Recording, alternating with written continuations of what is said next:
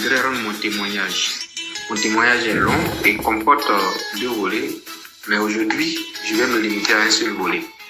J'ai connu Kangouka dans les pires moments de ma vie. Il faut dire qu'à la base, je suis un homme marié. Mon épouse et moi n'avons pas de vie de prière. Nous passions tout notre temps à nous disputer. Il n'y avait ni entente ni communication entre nous. Chaque fois qu'un conflit survenait, mon épouse pouvait me tourner le dos au lit pendant des semaines. C'est alors que j'ai commencé à me masturber et regarder des films pornographiques pour satisfaire mes envies. Je ne savais pas que je commettais de graves péchés à tel point que je m'en suis devenu accro.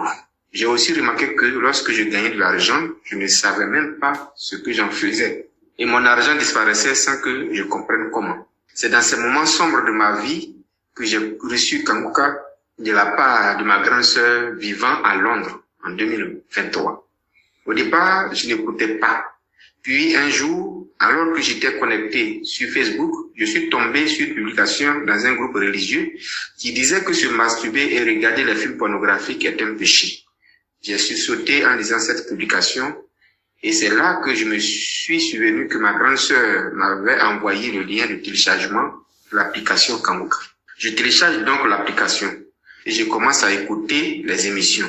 La première fois que j'ai entendu la voix de l'homme de Dieu, Christ, j'ai été captivé par sa manière simple et puissante de prêcher. Moi qui avais toujours une image négative des pasteurs et des hommes de Dieu à cause des fausses promesses et de miracles, j'ai profondément aimé son enseignement parce qu'ils étaient authentiques.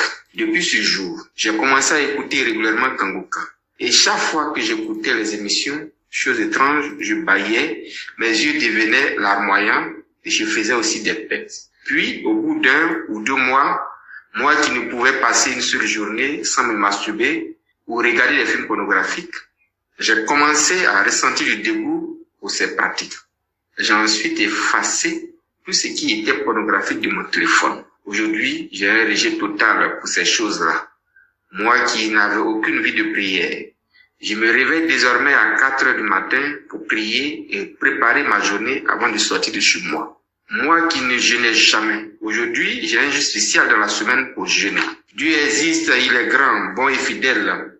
Je rends grâce à Dieu de m'avoir ouvert les yeux et l'esprit. Sans lui, nous ne sommes rien. Je demande pardon à Dieu d'avoir mis du temps avant de rendre ce témoignage. Et je dis merci à Christ, à tout son staff, aux intercesseurs et à tous ceux qui contribuent à l'avancement de cette œuvre. Que Dieu se souvienne d'eux et que sa grâce repose sur eux. Mes frères et sœurs, comme on le dit souvent, il y a Dieu dans Kangouka.